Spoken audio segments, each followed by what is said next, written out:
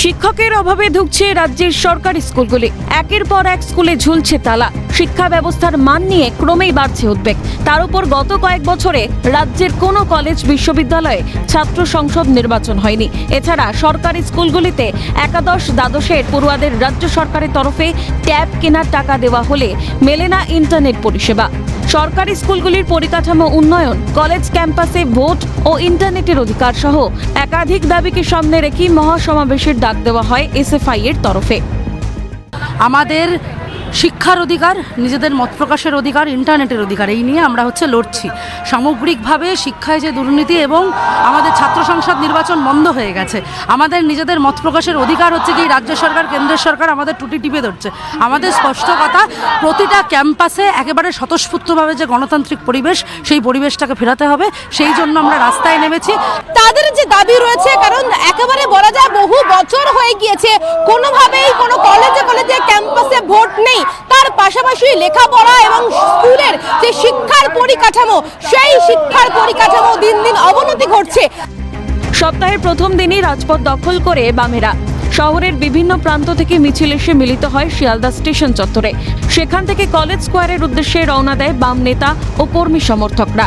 অভিযোগ, একদিকে রাজ্যের শিক্ষা ব্যবস্থার ভগ্নপ্রায় দশা, বাড়ছে স্কুল ছুটের সংখ্যা, জন্ম হচ্ছে পরিযায়ী শ্রমিকের।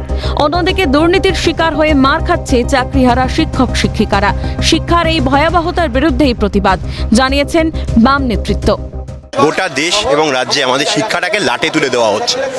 প্রত্যেক দিন ড্রপ আউট বাড়ছে, আর যারা সেখানে দাঁড়িয়ে আমাদের শিক্ষকরা যারা পড়াতে চাইছে তাদেরকে লাঠিপেটা করা হচ্ছে।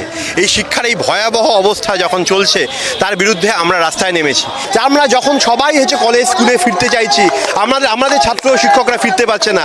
ফিরছে কারা? জেল থেকে অনুব্রত মণ্ডলরা ফিরত আসছে। এবং তাই জন্যই এই যে একটা ভয়াবহ অবস্থা গোটা বাংলা এবং দেশেও যেভাবে চলছে, তার বিরুদ্ধে আমরা আজকে রাস্তায় নেমেছি।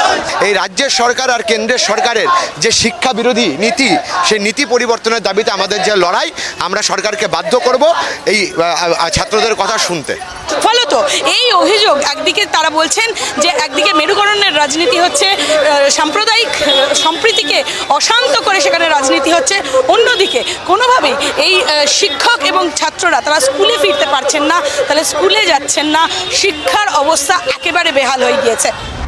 বিদ্যাপতি সেতু হয়ে এসএফআই এর মিছিল পৌঁছয় কলেজ স্কোয়ারে।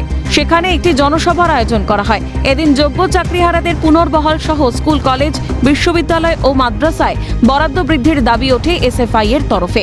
কেন্দ্র রাজ্যকে একযোগে আক্রমণ এসএফআই এর। সরকারি স্কুল, কলেজ, বিশ্ববিদ্যালয়, মাদ্রাসা, তার জন্য ব্যয় বরাদ্দ বাড়াও।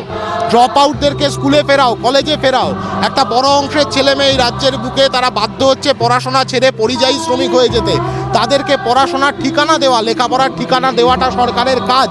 আমরা বলছি immediate student union election, school পরিচালন সমিতির নির্বাচন, এই নির্বাচনগুলো ইমিডিয়েট চালু করতে হবে।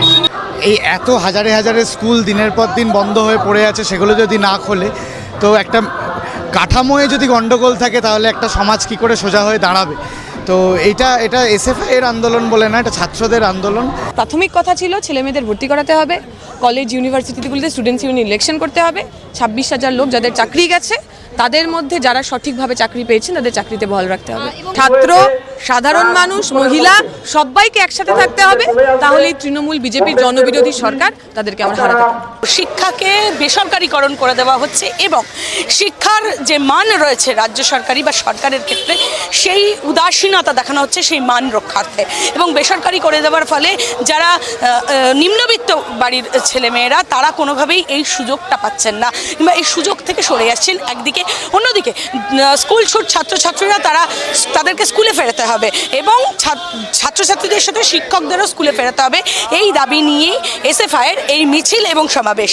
আদতে তারা সরকারের টনক নড়াতে এবং বারবার সরকারের কানে এই অভিযোগ তুলে দিতেই এই সমাবেশ করতে চলেছেন বা করছেন। ক্যামেরায় সায়ন্তন চক্রবর্তী, নিখিল দাস ও সায়ন চক্রবর্তীর সঙ্গে অভিরূপা হাজরা, দীপাঞ্জনা সাউ, অভিরূপা সাহা। Report, Calcutta news.